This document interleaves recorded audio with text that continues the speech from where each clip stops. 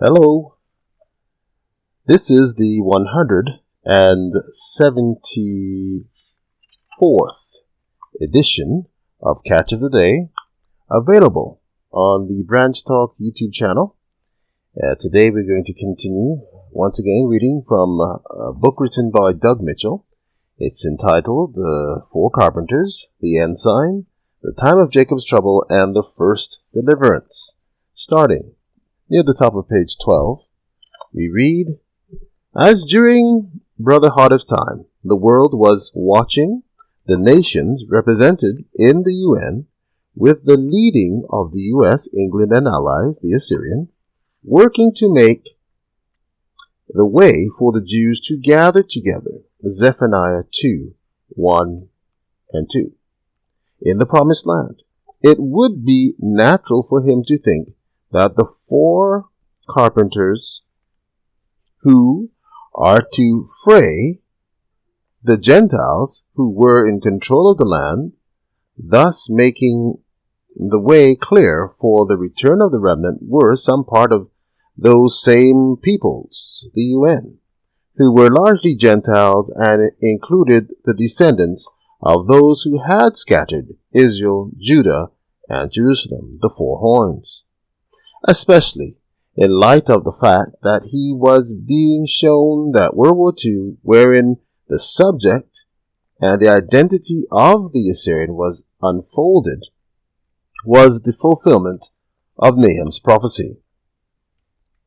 If the present world war is the one predicted in Nahum, and if the sealing or marking of the servants of God is to be completed without the angels having again to tighten their hold on the winds, Revelation 7:1, early writings, page 38, then the time to restore the excellency of Jacob and of Israel is at hand.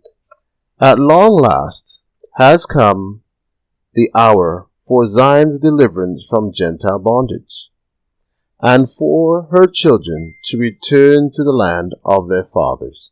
Ezekiel 36, verse 23 to 38. The vineyard of the Lord of hosts. Track 14, page 24.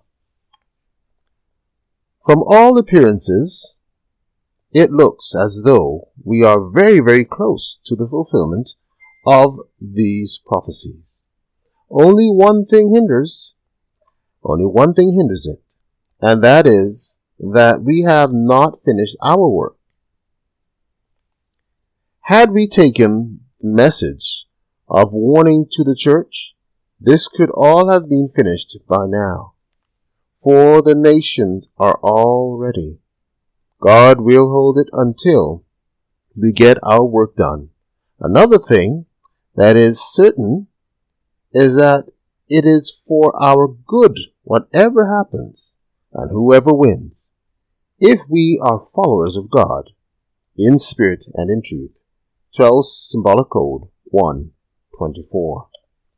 Thus, with all of those things unfolding right before their eyes, it is easy to see why Brother Harder may have thought that the efforts of the UN during that time would be fulfilling the work of the four carpenters, which he, through his misreading of Zechariah's prophecy, thought were Gentiles.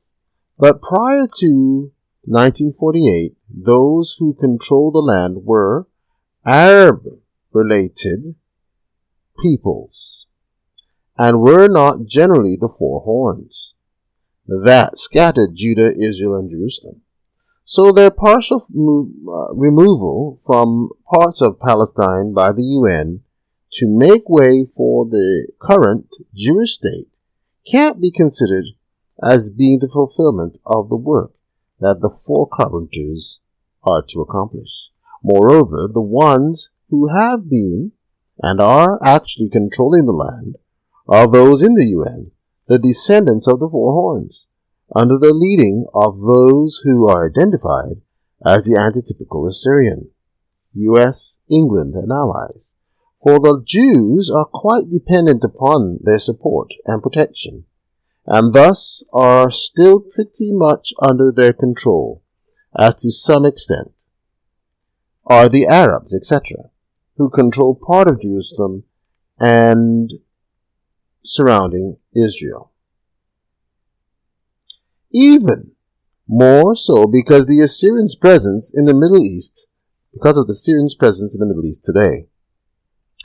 But as we shall see, the efforts of the UN and the Zionist movement in enabling the unbelieving Jews to return to the land are among the signs that are to make possible the true work of the four carpenters, in that they betoken the fulfillment of the other prophecies regarding the work of the voice of the Lord and the ensign.